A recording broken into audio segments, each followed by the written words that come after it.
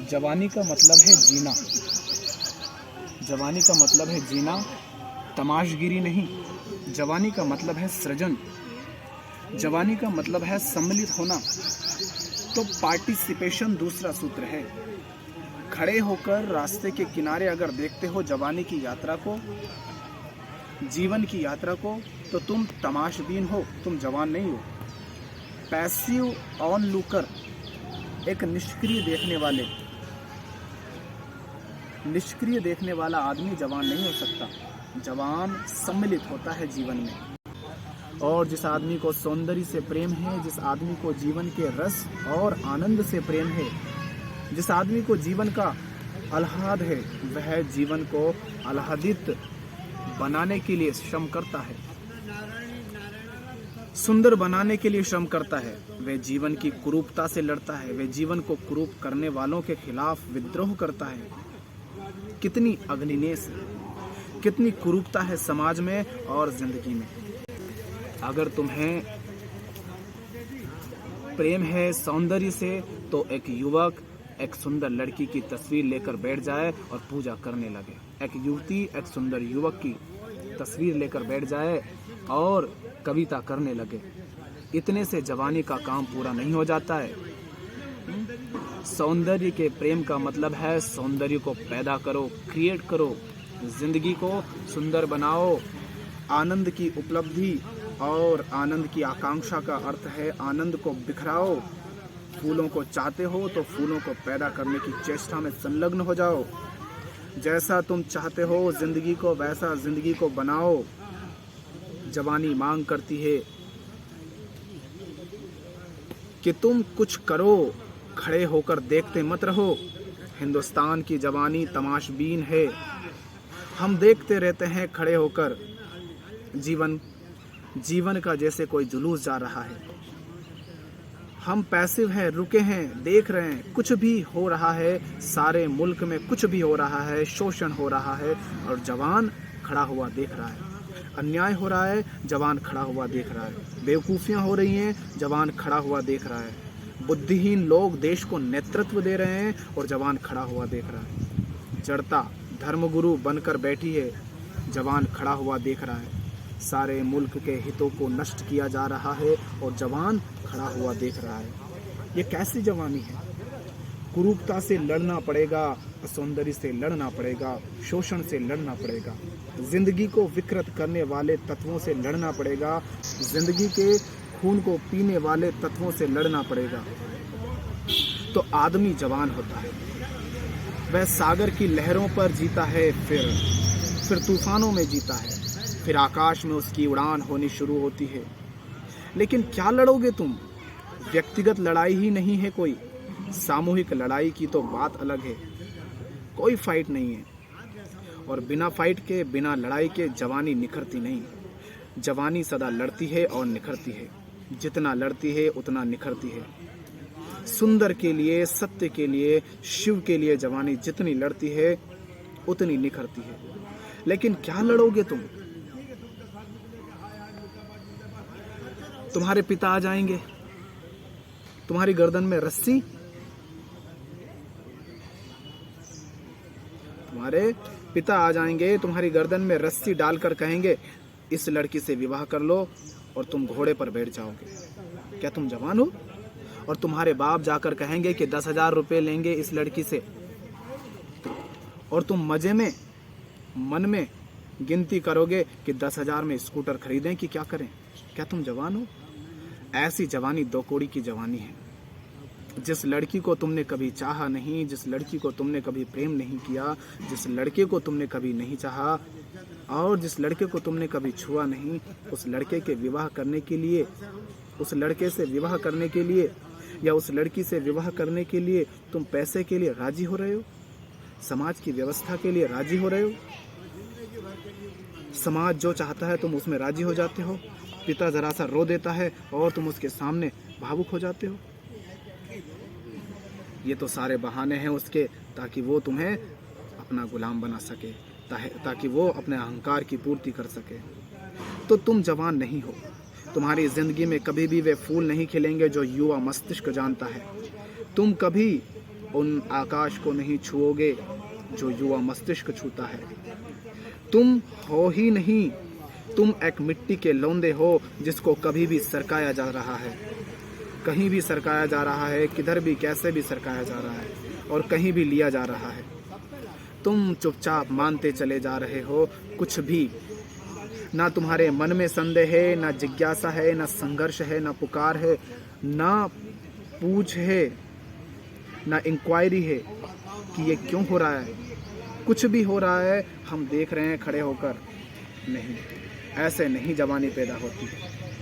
इसलिए दूसरा सूत्र तुमसे कहता हूँ और वह यह है कि जवानी संघर्ष से पैदा होती है, जवानी संघर्ष से पैदा होती है। संघर्ष गलत के लिए भी हो सकता है और तब जवानी कुरूप हो जाती है। संघर्ष बुरे के लिए भी हो सकता है और तब जवानी विकृत हो जाती है। संघर्ष अंधेरे के लिए भी हो सकता है और तब जवानी आत्मघात कर लेती है।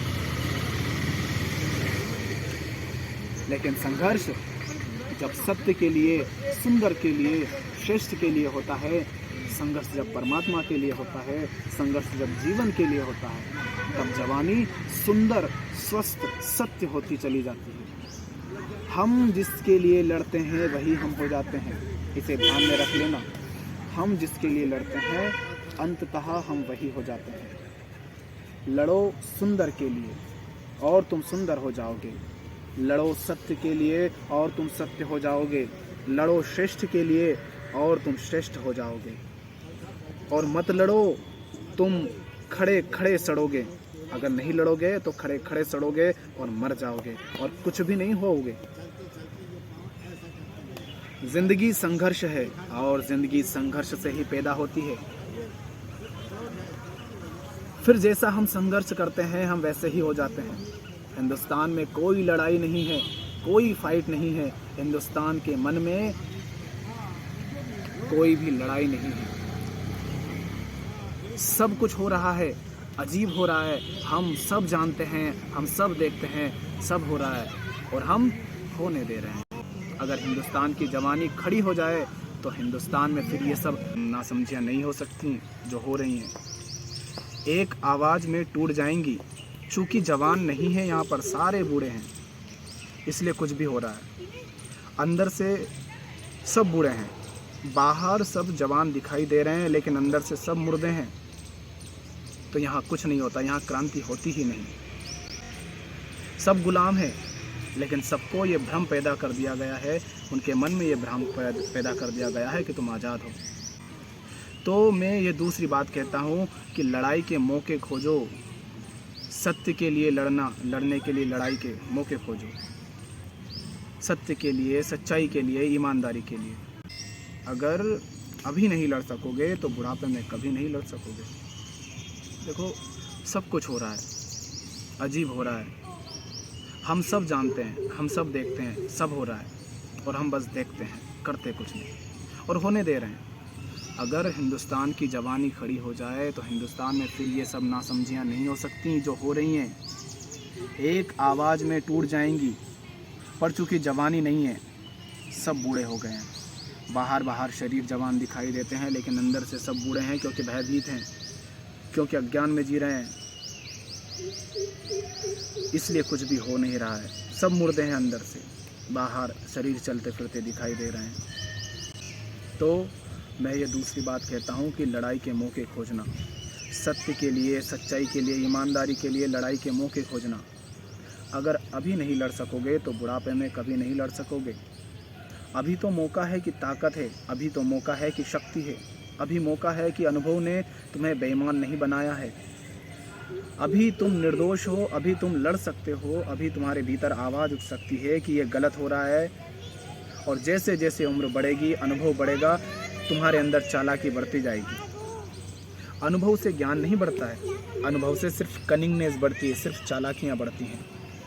अनुभवी आदमी चालाक हो सकता है, उसकी लड़ाई कमज़ोर पड़ जाती है। वह अपना हित देखने लगता है कि हमें क्या मतलब है। वह अपनी फिक्र करने लगता है। वह अपनी कहता है कि अपनी फिक्र करो, इतनी बड़ी दुनिया की झंझट में मत पड़ो। और जवान आदमी जूझ सकता है, क्यों? क्योंकि अभी उसे कुछ पता नहीं है, अभी उसे अनुभव नहीं है, वह चालाकियों का अनुभव नहीं पाया है अभी उसने। इसके पहले कि चालाकियों में तुम दीक्षित हो जाओ और तुम्हारे उपकुलपति और तुम्हारे शिक्षक और तुम्हारे माँ बाप तुम्हें दीक्षांत समारोह में तुम्हें चालाकियों का सर्टिफिकेट दे दें, उसके पहले लड़ना, शायद लड़ाई तुम्हारी जारी रहे, तो तुम चालाकियों में नहीं बल्कि जीवन के अनुभवों में दीक्षित हो जाओगे। और शायद लड़ाई तुम्हारी जारी रहे तो वह जो छिपी है भीतर आत्मा, वह निखर आए, वह प्रकट हो जाए, उसके दर्शन तुम्हें हो जाएं।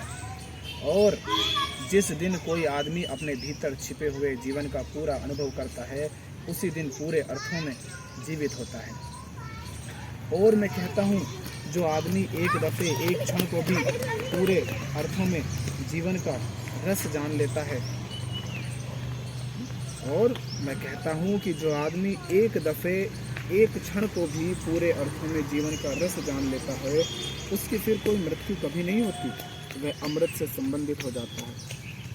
युवा होना अमृत से संबंधित होने का मार्ग है, युवा होना आत्मा की खोज है, युवा होना परमात्मा के मंदिर पर प्रार्थना है।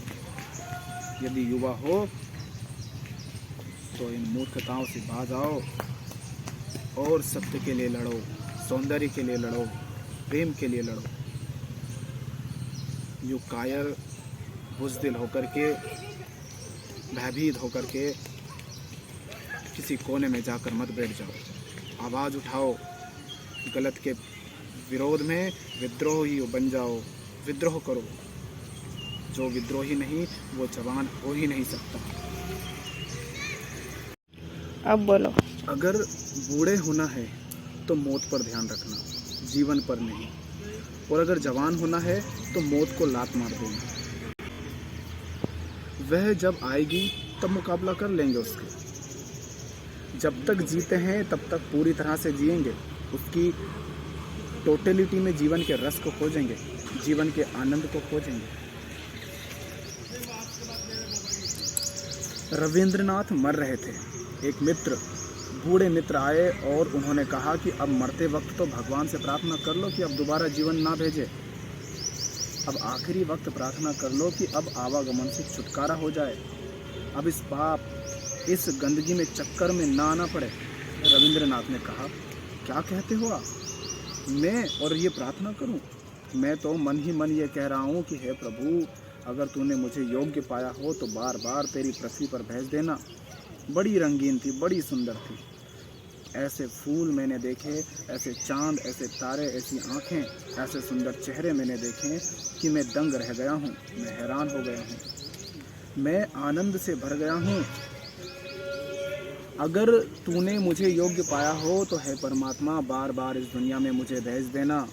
मैं तो ये प्रार्थना कर रहा हूँ, मैं तो डरा हुआ हूँ कि कहीं मैं अपात्र ना सिद्ध हो जाऊँ, कि मुझे दोबारा ना भेजा जाए। रविंद्रनाथ को बूढ़ा बनाना बहुत मुश्किल है। शरीर बूढ़ा हो जाएगा, लेकिन इस आदमी के भीतर जो आत्मा है वह जवान है, वह जीवन की मांग कर रही है। छोटा बच्चा है ना, उधर दिखाओ एक बार। और फिर जो छोटा बच्चा है ना, ये भी कुछ जानता नहीं है ना, इसको कुछ पता नहीं है, अबोध है, तो इसलिए इसको अभी डराया जा सकता है। जो तो डराया किसको जा सकता है? उस आदमी को, उस व्यक्ति को जो जानता नहीं है। ये जो लोग भय के कारण मंदिर जाते हैं ना, वो धार्मिक नहीं है। भय से कभी धर्म पैदा नहीं होता, भय से प्रेम भी पैदा नहीं होता। हाँ, आप दिखावा कर सकते हो, लेकिन दिखावा तो प्रेम होता नहीं, दिखावा करने वाला व्यक्ति तो धार्मिक होता नहीं।